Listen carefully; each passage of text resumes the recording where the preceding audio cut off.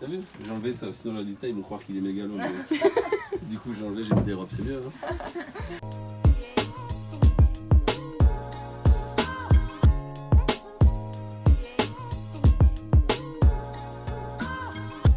On collecte à travers les box sur la communauté urbaine. On a un financeur qui est la CUD, qui nous soutient. Donc on avait pour objectif de mettre des box un peu sur tout le Dunkerquois. Donc ça va de Gravelines, un peu en campagne, jusque Brédune et le Dunkerquois. Donc on a une 60aine de box qui tournent. On a des chauffeurs qui tournent toute la semaine, qui collectent dans les box. On a les particuliers qui représentent une partie de notre collecte aussi. Qui viennent en direct, souvent avec du vêtement propre, lavé chez eux, et en fait ils ont le plaisir de pouvoir donner le vêtement nettoyé, repassé. On risque de développer aussi la collecte en école pour sensibiliser les écoliers au recyclage. C'est dispatché dans des caddies, les caddies partent sur des tables de tri.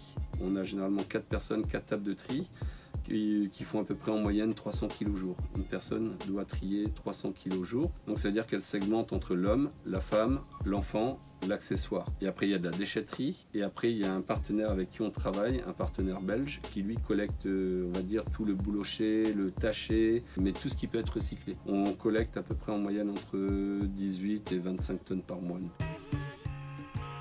On forme les agents, on les sensibilise un peu aux produits qui me plaisent par rapport à la transformation, soit le produit vintage d'époque, soit le chemisier grand-mère, soit le tissu qui est collecté, c'est-à-dire des couturières qui ont arrêté de coudre ou qui ont des stocks de tissus qui vont pas les travailler.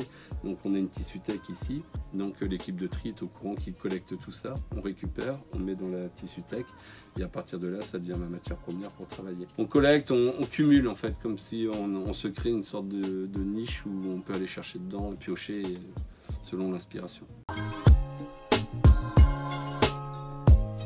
J'en ai plus.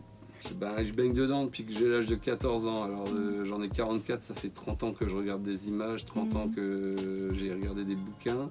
Je t'avoue que j'en regarde presque plus aujourd'hui. Moi j'y croyais peut-être pas à l'époque, mais tiens, on va toujours pouvoir créer. Tu crées, attention, hein, tu peux toujours. De toute façon, à partir du moment où tu fais quelque chose, c'est créer. Moi c'est la qualité.